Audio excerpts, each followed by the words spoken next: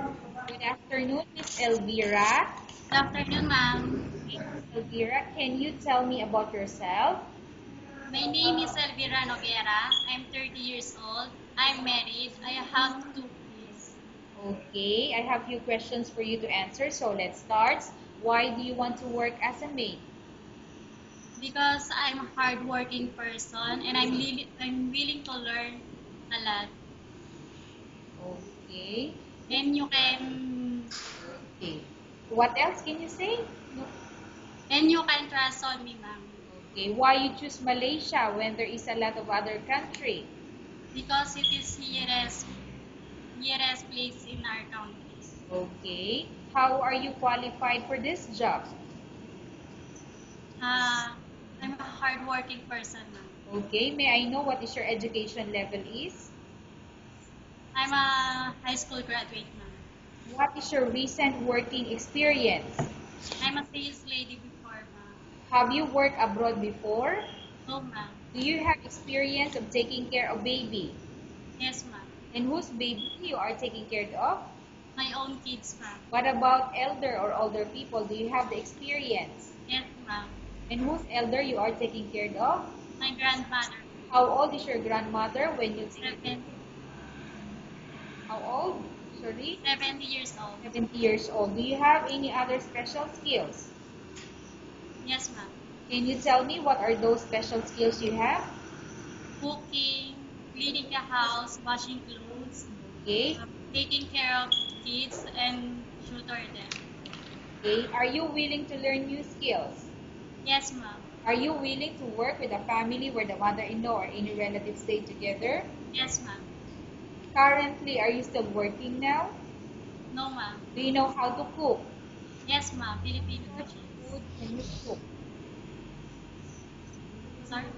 Okay, Miss Elvira, what sort of food, since you can cook Filipino, right? So, sorry, since you mentioned that you can cook, so what sort of food you can cook?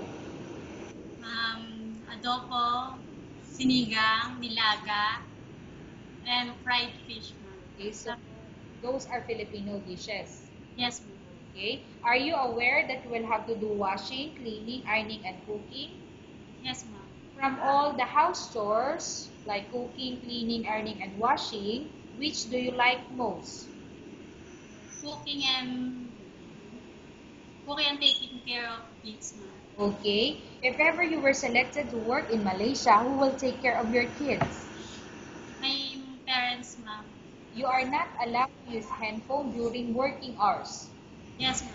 You are only allowed to use handphone after you finish all the works and when going to bed. Yes, ma'am.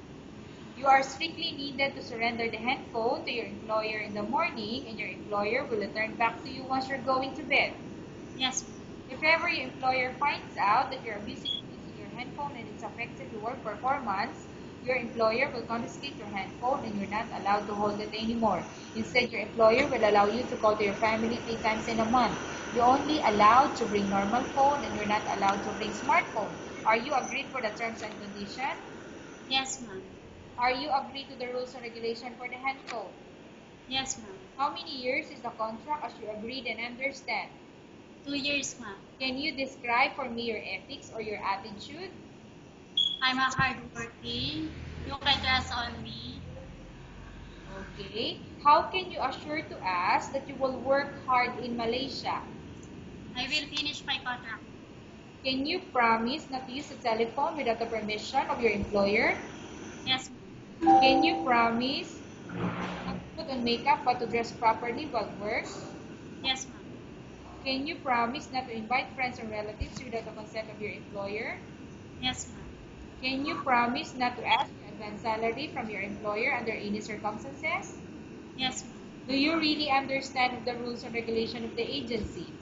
Yes, ma'am. Do you pay any placement fee for you to come to Malaysia to work as a maid? No, ma'am. Do you have any history of sickness, example breast cancer or any other illness? No, ma'am. Do you suffer from any skin diseases, allergy, or physical defect? No, ma'am. Have you suffered from any serious illness? No, ma'am. Do you smoke? No, ma'am. Have you undergone any operation or surgery? No, ma'am. Are you medically fit? Yes. Are you in any medication? No, ma'am. Are you allergic with any food? No, ma'am. Are you prepared to work for the employer of any race? Yes. Are you prepared to eat the type of food taken by your employer? Yes, ma'am. Are you afraid of being left alone in the house? No, ma'am. Are you afraid of dogs or other pets? No, ma'am. Can you promise to work according to instruction from your employer? Yes, ma'am. Do you have any immediate family working in Malaysia? No, ma'am. Okay, Miss Elvira, we have finished our question section. Let's go to case study. I have a case study for you and I want you to answer me truthfully. Upon arrival in Malaysia within 6 months, if ever any of your family members pass away, what will you do? Will you I will continue to work? I will finish my contract, ma'am.